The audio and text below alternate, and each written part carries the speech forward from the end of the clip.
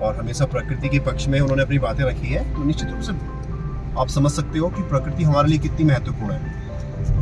आज जो सांसें हम ले रहे हैं, निश्चित रूप से इसी प्रकृति के कारण ही हम जीवित हैं। और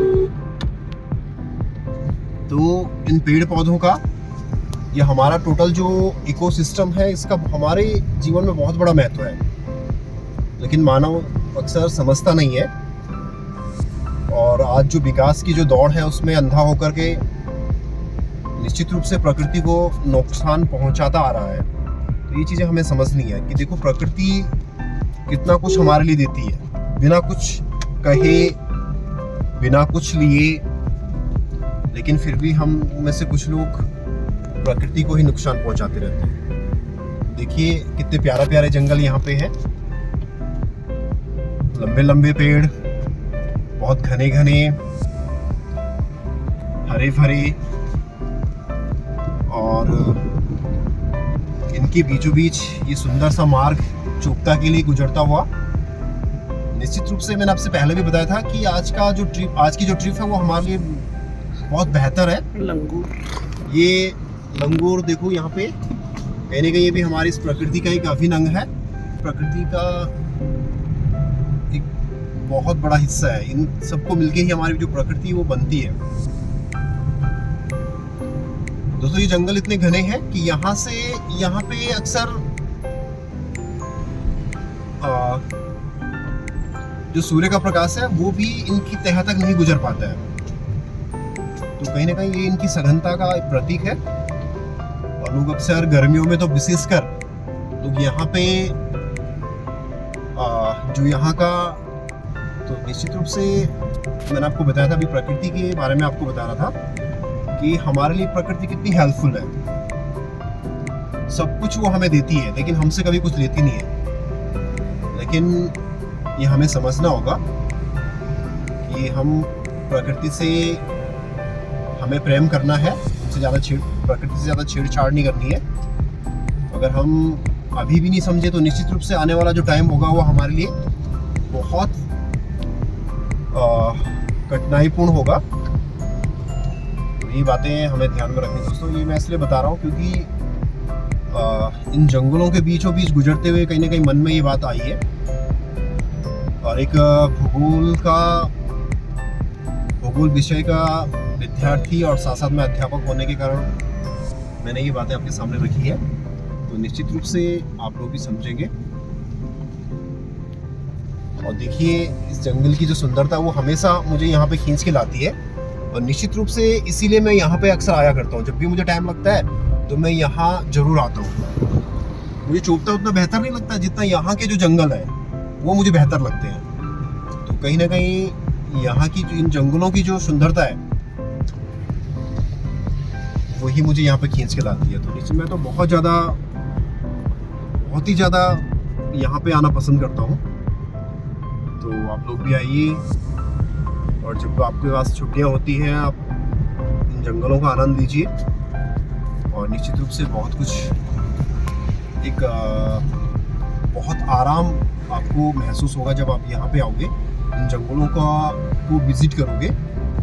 तो अब हम आगे बढ़ते हुए चोपता की ओर। चोपता तो मैंने आपको बताया था हम जा नहीं पाएंगे क्योंकि टाइम की शॉर्टेज है, लेकिन कोशिश करेंगे कि जो 24 किलोमीटर की जो डिस्टेंस है मंडल से चोपता की, तो कम से कम हाफ डिस्टेंस तो हम जरूर कवर करेंगे। आज मौका मिला हुआ है बड़े लंबे समय के बाद।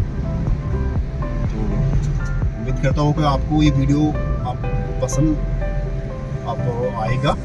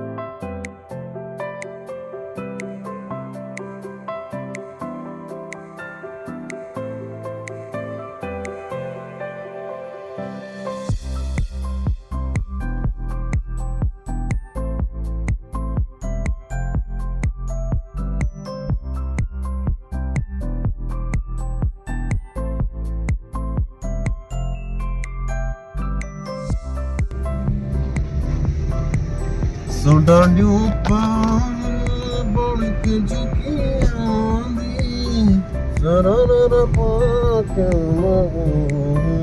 जानी मेरी लोकली सोना का मेना क्या लिखा हुआ है यहाँ पे? जोशीमठ, यहाँ से जोशीमठ उखीमठ, सॉरी उखीमठ। और आगे ये जो रूट है ये रुद्रप्रयाग डिस्ट्रिक्ट से भी मिलता है ऊपर ही ऊपर। आप चाहें तो अगर आपको रुद्रप्रयाग जाना है तो आप इस रास्ते भी जा सकते हैं। कोई ज़रूरी नहीं कि आप गोपेश्वर या वहाँ से चमोली रुद्रप्रयाग होते हुए जाएं, यहाँ से भी आप जा सकते हैं। तो ये सारा दूसरा रूट है जो रुद्रप्रयाग से मिलता है। यहाँ पे वर्कर है जो ये शायद कोई लाइन यहाँ पे बिछ रही है, जियो की है, हाँ जियो की है मुझे लग रहा। जियो जो नेटवर्किंग है उसका जाल आगे बढ़ता हुआ। और हम लोग बड़ी तेजी के साथ आगे बढ़ते हुए, क्योंकि निश्चित रूप से दोस्तों मौसम भी आई थिंक प्रतिकूल बनते जा रहा है। लगता है कि थोड़ी देर बाद बारिश शुरू हो जाएगी। और यहाँ पे अक्सर अगर कभी तेज बारिश या तेज हवाएं अगर चलती है तो अक्सर रोड ब्लॉक का भी बहुत ज़्यादा रोड ब्लॉक की भी बहुत ज़्यादा संभावना यहाँ पे बनी रहती है। तो हमें जल्दी से जल्दी वापस लौटना भी है ताकि मौसम विकट होने से पहले हम सुरक्षित अपने घर पे लौट जाएं। आज इस छोटी ट्रिप पे और इस छोटी सी ट्रिप का आनंद लेते हुए, वास्तव में ये जो पल है ना बहुत आनंददायक है। बहुत काफ़ी आनंदित हम यहाँ पे हुए हैं।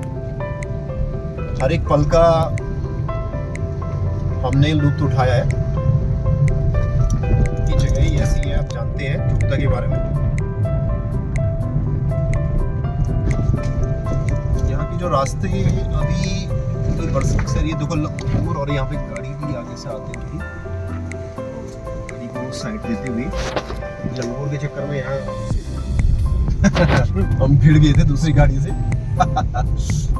लेकिन ऊपर वाले की दुआ है कि कभी ऐसा हुआ नहीं। सोडाडियों पर बरखा झुकी आंधी अनर पाक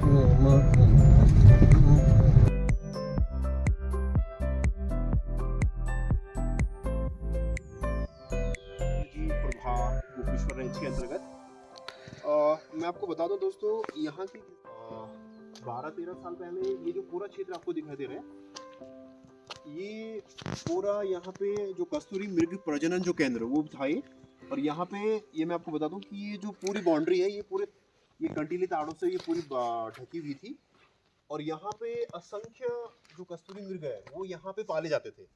लेकिन बहुत सोचनीय बात है कि आज के टाइम पे अगर हम बात करें या पिछले 8-10 साल की मैं बात करूं तो ये धीरे धीरे है ना, ये पूरा जो कस्तूरी मृग जो प्रजनन केंद्र है यहाँ पे किसी भी प्रकार के जो जीव आपको दिखाई नहीं देंगे। इस प्रकार के जो मृग हैं वो आपको दिखाई नहीं देंगे। तो निश्चित रूप से एक बहुत दुखद बात है। यहाँ पे आप इस प्रकार के कोई भी जीव आपके सामने दिखाई नहीं देंगे। और पूरा जो क्षेत्र उजाड़ सा बन गया है। भले यहाँ पे ऑफिस है, दिखा दो उसको, भले यहाँ पे ये इनका अपना ये ऑफिस यहाँ पे है, ये विभाग उनके यहाँ पे है, लेकिन अब यहाँ पे किसी प्रकार की कोई मृग आपको दिखाई नहीं देंगे। तो आज भी ये बहुत आश्चर्य का विषय है कि यहाँ पे जो प्रजाति वो धीरे धीरे ख़त्म कैसे हुई, ये समझना बहुत मुश्किल है। अब ये पूरा जो क्षेत्र है ये सिर्फ यहाँ पे जो यहाँ के लोकल लोग हैं उनकी जो गायें हैं वो दिखाई दे रही होगी आपको। सामने एक लाल गाय है, वो वहाँ पे घास चर रही है, जो है उससे छोड़ा गया है, तो इसे अब फ्री कर दिया गया है। मतलब यहाँ पे कोई प्रतिबंध नहीं है और कोई भी यहाँ पे आ जा सकता है। यहाँ पे अपने जो भी गाय है या जो भी मवेशी है उन्हें आप वो छोड़ सकता है। तो निश्चित रूप से बहुत दुखद बात है कि ये पहले जो कि एक कस्तूरी मृग प्रजनन केंद्र जो बना के नाम से जो जाना जाता था, और आज यहाँ पे किसी भी प्रकार के कोई ऐसे मृग आपको दिखाई नहीं देंगे, या ऐसे कोई भी कस्तूरी जो मृग है वो आपको नहीं दिखाई देंगे। तो कहीं ना कहीं एक बहुत दुखद घटना है। अगर काश उनका अच्छी तरह से संरक्षण होता तो निश्चित रूप से आज भी ये जो पूरा क्षेत्र है ये आज भी आकर्षण का केंद्र रहता है, लेकिन नहीं, ये पूरा खत्म हो चुका है। हाँ, मैंने आपको बताया कि छोटे छोटे यहाँ पे इनके ये जो भवन है ये तो अभी बने हैं, लेकिन अब यहाँ पे इस प्रकार का कोई भी शायद कार्य नहीं किया जाता है, क्योंकि यहाँ पे अब जानवर ही नहीं है। हाँ, जो जानवर है वो सिर्फ जंगलों के ऊंचे जो यहाँ पे जो पर्वत है, और देखो अब वहाँ पे ये हाल ही के 2-3 दिन की जो बारिश हुई उसमें यहाँ इन क्षेत्रों में पूरी बर्फबारी हुई है। तो निश्चित रूप से बड़ा सुंदर यहाँ पे दिखाई दे रहा है ये दृश्य जो है सामने का, और आधा जो पहाड़ी है वो बादलों से ढकी हुई है। तो मैं आपको इससे पहले भी मैंने आपको बताया है कि यही यहाँ की सुंदरता है, कि जो कि हमें यहाँ पे खींच के लाती है। और आगे फिर आपसे मैं जुड़ूंगा, यहाँ से थोड़ा और आगे ऊपर तक जाएंगे हम, और वहाँ से मैं पूरे यहाँ का जो प्राकृतिक जो व्यूज़ है उसके बारे में आपको बताऊंगा, उसे आपको दिखाऊंगा।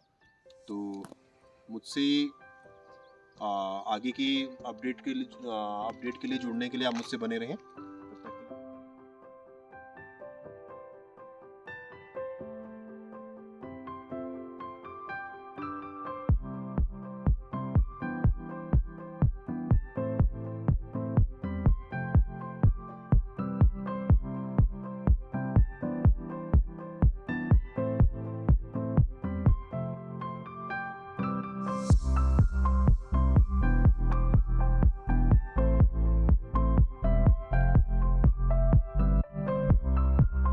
जहाँ पे हमें ऊपर दोस्तों फाइनली जहाँ पे मैं आपको आने के लिए कह रहा था कि जहाँ पे हमें जाना है वहाँ पे फाइनली हम पहुँच गए हैं। हमारा जो स्टेशन है जहाँ तक हमें पहुँचना था, सामने आपको चुपता दिखाई दे रहा होगा। ये देखो बर्फ से बड़ी हुई जो पहाड़ियाँ हैं,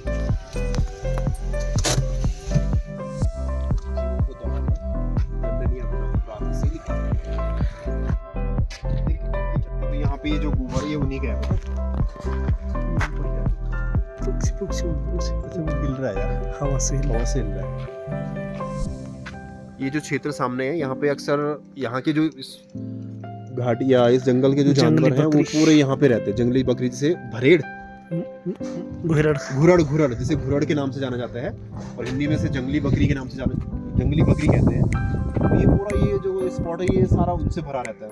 और विशेषकर मैं यहाँ पे जो आया था इन्हीं को देखने के लिए आया था आज, लेकिन अनफॉर्चुनेटली शायद आज हम देख नहीं पाएंगे उनको, कहीं भी कोई भी नजर नहीं आ रहा है आज। तो हमारे लिए प्यारा सा जंगल है, आगे से दिखाते हैं बाहर से। पूरी जो बेल्ट है पूरा वही जंगल है, और इसकी सुंदरता आप देख सकते हैं कि कैसी घाटी है। और इसी घाटी से गुजरता हुआ पूरा मार्ग है जिसका हमने अभी सफर किया था। इस मार्ग से पूरा जो जंगल है आपको दिखाई दे रहे हैं, सारे देवदार के वृक्ष हैं। ये सारे जो वृक्ष हैं वो देवदार के हैं, और देवदार आप जानते हैं जो कि पौधधारी वनों की एक वैरायटी है, और इनके जो वृक्ष बहुत ऊंचे होते हैं, और इसकी जो लकड़ी वो बहुत ज़्यादा कीमती और बहुमूल्य होती है, और अधिकतर व्यापारिक दृष्टि से भी बहुत महत्वपूर्ण होती है। ये जो पूरा क्षेत्र है, ये पूरा जो जंगल वाला जो क्षेत्र है, ये जो सड़क है, जो मेन हाईवे है यहाँ का, ये इसी जंगल के बीचों बीच गुजरता है, जहाँ से अभी होते हुए हम आए हैं। तो आप देख सकते हैं हिमालय पर्वत जो दिखाई दे रहा है आपको।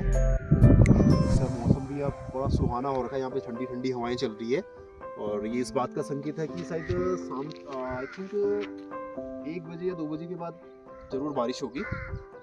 और ये है आपका यहाँ का जो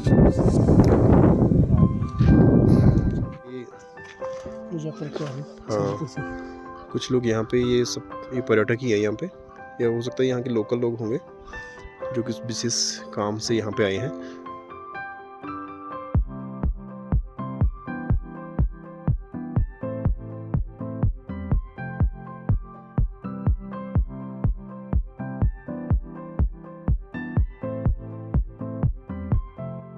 फाइनली हम धोतीधार में पहुंच गए हैं रिटर्न वापसी। और यहाँ पे बहुत ही प्यारा सा पहाड़ी ढाबा और जिसमें बहुत ही अच्छी टेस्टी चाय बनती है। तो यहाँ पे चाय का आनंद लेते हुए देखिए, बहुत अच्छी चाय और नमकीन का आनंद लेते हुए यहाँ पे भैया चाय पी रहे हैं। चाय की चुस्कियों के साथ इस ठंडे ठंडे मौसम का लुत्फ़ उठाते हुए। तो देखिए ये बहुत अच्छी हुई तो पहाड़ी दूध की चाय। क्या बोला तूने? ये देखिए आप चाय, कलर पता चल रहा है बहुत अच्छी। भैया तो कैसे लग रहा है चाय पी के, कैसी बन रखी चाय? भले इस बार आज वो लोकल दूध मिल नहीं पाया, लेकिन तब भी भाई ने बहुत अच्छी चाय बना रखी है। तो आप लोग भी जब भी यहाँ पे आओगे तो जरूर यहाँ पर जरूर चाय का लुत्फ़ उठाएं और चाय पिएं। यहाँ की चाय और जो फास्ट फूड यहाँ पे बनता है, मैगी वगैरह, उसका आनंद जरूर लें।